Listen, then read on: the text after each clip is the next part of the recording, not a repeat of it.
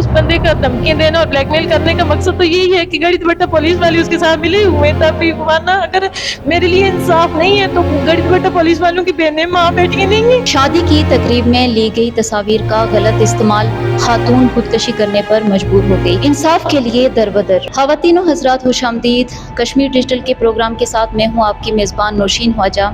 ख़वातीन को ब्लैकमेल करने का सिलसिला ना रुक सका। मुज़फ़्फ़राबाद की एक खातून इंसाफ के लिए दरबदर।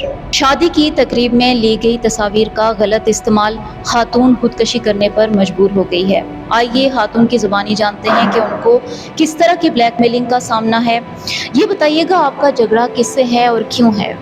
ज़करिया नाम का बंदा है, मेरी छोटी की सालगिरह थी, उसमें उसने पिक्चर बनाई थी, टेंट सर्विस का काम करता था और स्टेज गाया। तो उसके बाद उस बंदे ने मुकम्मल ही मुझे ब्लैकमेल करना शुरू कर दिया। जब मैं गड़ी दुपट्टा थाने में 3 दरखास्तें दी, उन्होंने मुझे बोला हटियाँ चले जाओ, ज़िला हटियाँ लगता है। मैं हटियाँ गई, उन्होंने आगे से मुझे चढ़ियाँ चौकी पर भेजा। उन लोगों ने मुझे बोला कि आप गड़ी दुपट्टा चले जाओ। मैं मुकम्मल 3 साल से थानों के चक्कर लगा रही हूँ, लेकिन मुझे इन चीज़ को कोई इंसाफ नहीं दिला रहा। वो बंदा हर दिन डेली मेरे हस्बैंड के नंबर पर कॉल करके बोलता है तूने पुलिस वालों से, मीडिया वालों से क्या करवा दिया, मेरा क्या बिगाड़ा। वो आज दिन नई नई पिक्चर भेजता है और पुलिस वालों के पास भी आती है, लेकिन भेजता वो वाली है जो मुझे मजबूर करके उसने सही वाली बनाई है। जो गलत वीडियो है वो मेरे ससुराल यानी एडिटेड तस्वीरें हैं, उनमें एडिट करके आपको वो ब्लैकमेल कर रहे हैं। जी जी। जो कितना अरसा हो गया ये ब्लैकमेलिंग करते हुए? तकरीबन 3 साल हो गए इस वाक़ये को, तकरीबन 1.5 साल से तो मुकम्मल कर रहा है। उस बंदे ने मेरा जो कुछ था मेरे पास सब कुछ ले गया, फिर भी वो इस चीज़ों से बाज नहीं आता। मेरा ज़ेवर, मेरा मोबाइल, यहाँ तक कि सारा जो कुछ मैं स्कूलों में झाड़ू लगा के कमाती थी वो पैसे भी मैं उसी को देती कि मेरी तस्वीरें इधर उधर ना कराओ। एक दिन मेरे बच्चे को उठा के ले गया, उसने वो मेरे साथ बहुत ज़्यादती की। वहाँ पे जाके अपनी बीवी की मौजूदगी में उसकी भाभी भी मौजूद थी। उस टाइम मुझे बोला मुझे पास बैठ मेरे साथ गाड़ी में, मुझे सरदा ना खिलाएगी, वीडियो ना बनाएगी, मैं तेरे बच्चे को गोली मार दूंगा।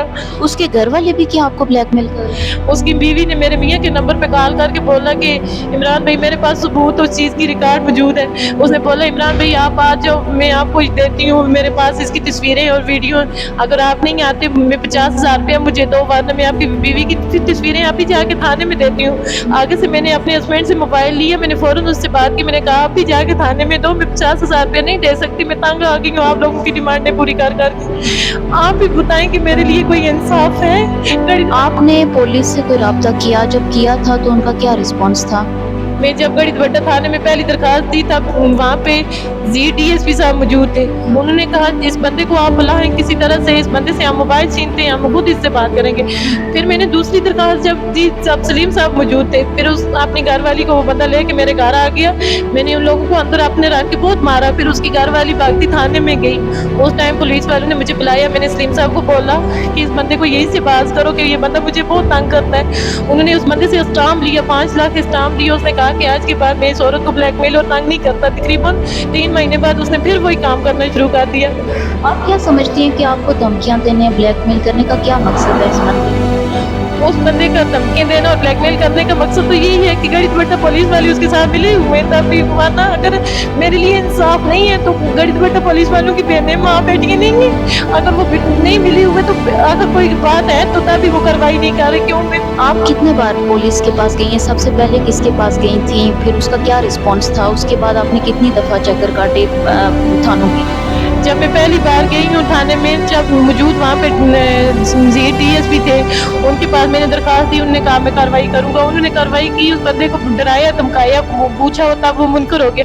उसके बाद मैं फिर गई 3 महीने बाद, तब सलीम साहब मौजूद थे। फिर उन्होंने उस बंदे से स्टाम्प दिया कि आज के बाद तू इस खवातीन को तंग नहीं करेगा। फिर उस बंदे ने वहाँ पे लिख के दिया स्टाम्प कि मैं आज के बाद इसको तंग नहीं करूँगा, अगर तंग किया तो मैं इसे 5 लाख रुपया दंड दूंगा। उसके बाद मैं थाने में हर दिन ही चक्कर लगाती हूँ। और आपको क्या लगता है इस वक्त आपको क्या खतरा है? मेरे बच्चों को और मुझे अपनी जान का खतरा है। अगर मुझे इंसाफ नहीं मिल रहा, इसके जिम्मेदार सिर्फ गड़ी दुपट्टे थाने वाले मौजूद SHO तक सब है। क्योंकि मैं SHO साहब के इतना नाम मैंने सुना है कि SHO साहब बहुत अच्छे हैं, वो इंसाफ की बात करते हैं, लेकिन मुझे सबसे ज्यादा धमकी देने वाले SHO साहब हैं। बच्चे कितने हैं आपकी? उम्रें क्या है उनकी? और शादी कब हुई थी आपकी?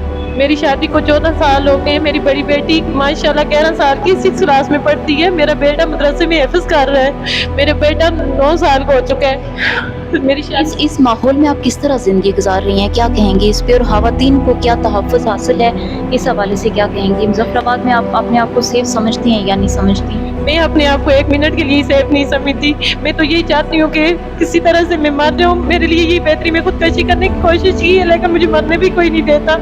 मेरे बच्चों समेत मेरे बच्चों के और मेरे कत्ल के ज़िम्मेदार मैं आज मर जाऊँ, मेरी जान को बहुत खतरा है, क्योंकि मुझे सबसे ज़्यादा तो पहले ज़िक्रिया से है। उसके आगे मुझे गरीब बेटा पुलिस वालों से, अगर मेरे बच्चों को मुझे कुछ हो जाता है उसके ज़िम्मेदार जी मैं डीएसपी साहब, एसएसपी साहब, आईजी साहब से अपील करती हूँ कि मुझे इंसाफ चाहिए। अगर इंसाफ नहीं है मुझे लिख के दे दें तो फिर इसके बाद मैं खुदकशी कर लेती हूँ, बस ठीक है। मुज़फ़्फ़राबाद में बढ़ते हुए इस संगीन जुर्म ने कई सवालात पैदा कर दिए हैं। अवामी और समाजी हलकों का कहना है कि अगर इस जुर्म को काबू नहीं किया गया तो मज़ीद ख़वातीन भी इसका निशाना बन सकती हैं। कश्मीर डिजिटल के प्रोग्राम से नौशीन ख्वाजा को दीजिए इजाज़त। अल्लाह निगहबान।